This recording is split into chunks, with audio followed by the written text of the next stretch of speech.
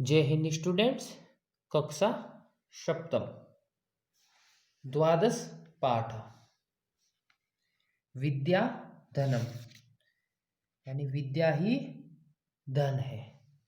जो सबसे बड़ा धन है मनुष्य के पास में वह कौन सा है? विद्या का धन। तो आज इस पाठ में विद्या के धन के बारे में चर्चा की गई है। सबसे पहले हम इस पाठ का सस्वर वाचन करते हैं, उसके बाद में हम हिंदी अनुवाद पढ़ेंगे। न चोरहार्यं न च राजहार्यं न भ्रातृभाज्यं न च भारकारी व्ययकृते वर्धत एव नित्यं विद्याधनं सर्वधनं प्रधानम्।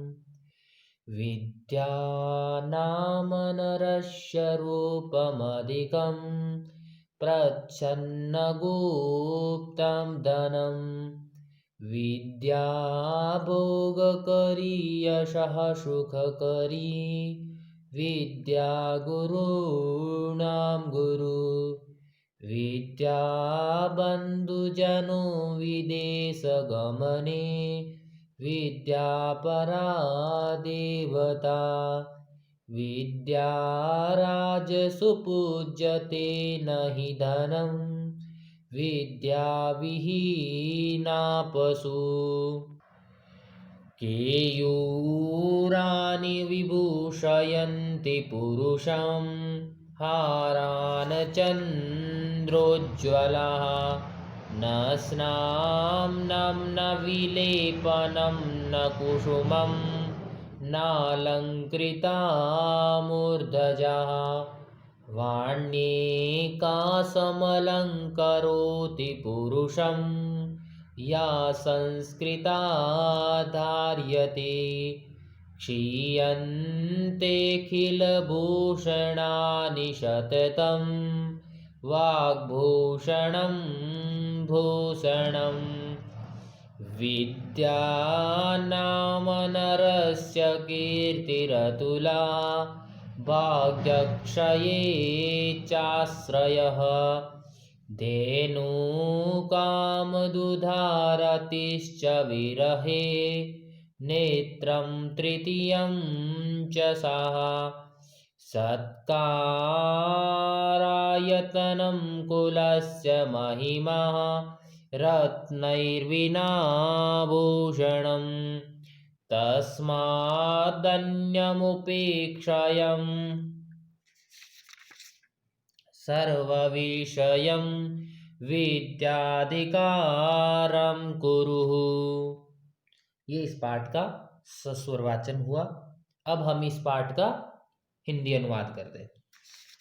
का न चोरहार्यम न च राजहार्यम न भ्रातृभाज्यम न च भारकारी व्ययकृते वर्धते एव नित्यं विद्याधनं सर्वधनं प्रदान।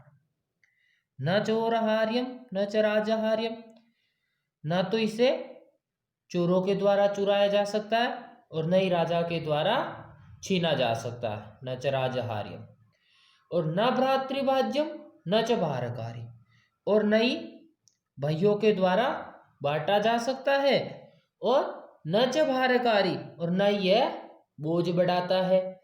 व्ययकृते वर्धते एव नित्यम, यानी व्यय खर्च करने पर क्या होता है? वर्धते बढ़ता है, एव नित्यम यानी सदा खर्च करने पर बढ़ता ही है।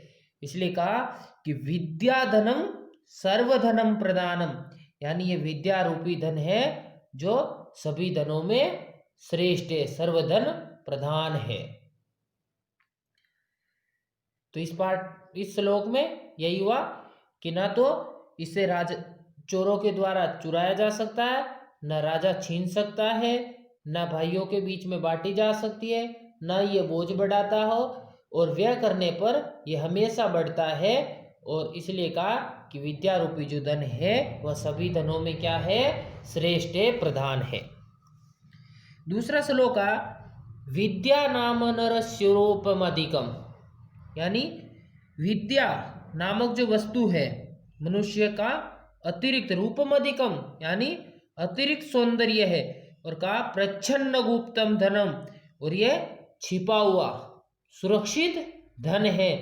विद्या भोग करी यशः सुख करी, यानी जो विद्या भोग करी यानी भोगों को देने वाली है, और यशः सुख करी यश एवं सुख को दिलाने वाली है। विद्या गुरु नाम गुरु, विद्या गुरुओं का भी गुरु है।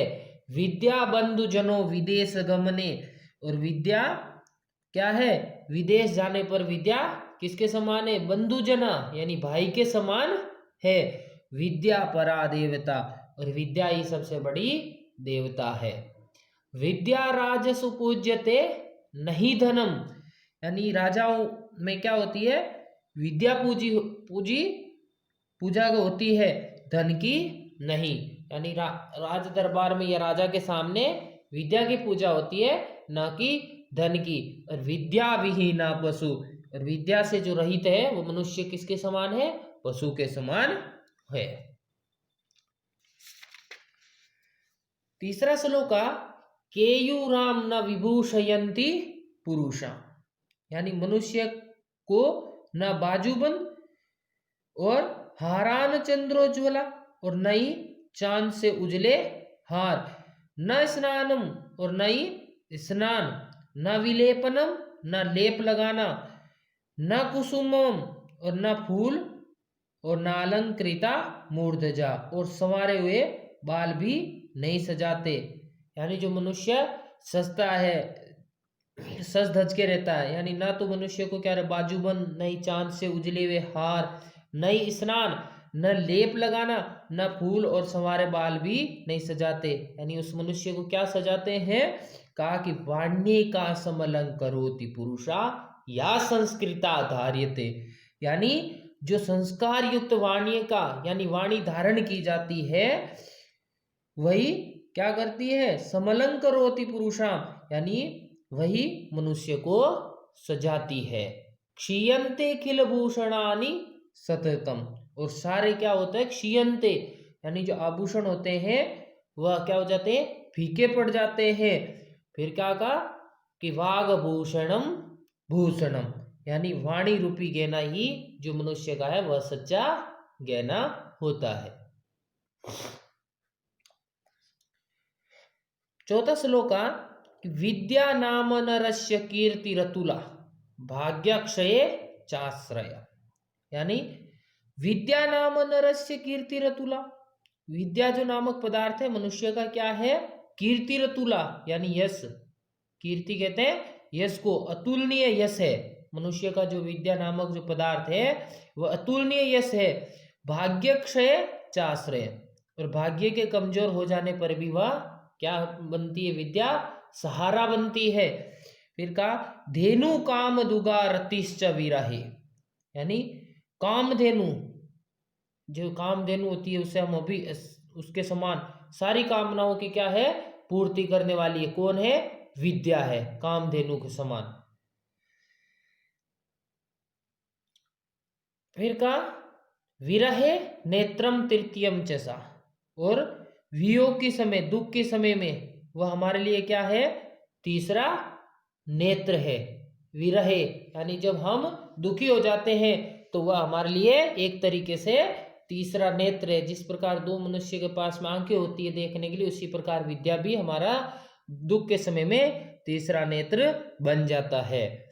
फिर का सत्कारा यत्नम कुलस्य महिमा, सत्कारा यानी सत्कार सम्मान का घर, कुलस्य कुल की महिमा ही है, यानी सत्कार का घर और कुल की महिमा है। रत्नैर बिना भूषणम, और बिना रत्नों का आभूषण है।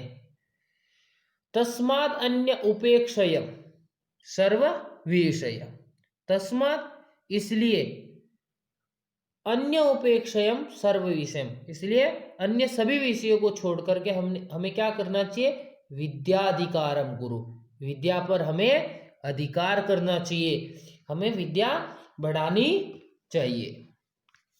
तो आपको पहला श्लोक में क्या कहा गया है, पहले श्लोक में विद्या को कौन नहीं चुरा सकता, न ही चोर चुरा सकता है, न राजा छीन सकता है, न भाइयों के बीच में बांटी जा सकती है, और न यह बोझ बढ़ाता। जितना हम इसको खर्च करते हैं उतनी ही हमेशा बढ़ती चली जाती है। इसलिए विद्या ही सभी धनों में सर्वधन प्रधान है। दूसरे श्लोक में कहा गया है कि जो विद्या है वह क्या है, अतिरिक्त सौंदर्य है, यानी मनुष्य में छिपा अतिरिक्त सौंदर्य है मनुष्य का, और छिपा हुआ धन है, और यह हमें भोग कराने वाली है, हमेशा सुख प्रदान कराने वाली है। और विद्या जो है गुरुओं का भी गुरु है। जब हम विदेश चले जाते हैं तो यही हमारे भाई के समान कार्य करती है, भाई जैसे साथ देता है वैसे ही यह भाई है। विद्या सबसे बड़ी देवता है, और विद्या राजसु पूज्यते, और राजाओं में विद्या की ही पूजा होती है, नहीं कि धन की। इसलिए विद्या के बिना मनुष्य क्या है, पशु है। तीसरे श्लोक में कहा गया कि जो व्यक्ति होता है वह चाहे उसको क्या है, चाहे बाजूबंद लगा दे, चाहे हार पहन ले, और चाहे लेप लगा ले, चाहे फूल लगा ले, चाहे बाल को संवार ले, पर मनुष्य उससे सजता नहीं है, उसको सजाते नहीं है। उसको सजाने वाली क्या चीज है, उसकी वाणी ही उसको, जो उसका संस्कार है, जो उसकी वाणी है, जो वह धारण करता है, जो उस वाणी को, मीठी वाणी को बोलता है, वही उसको सजाती है।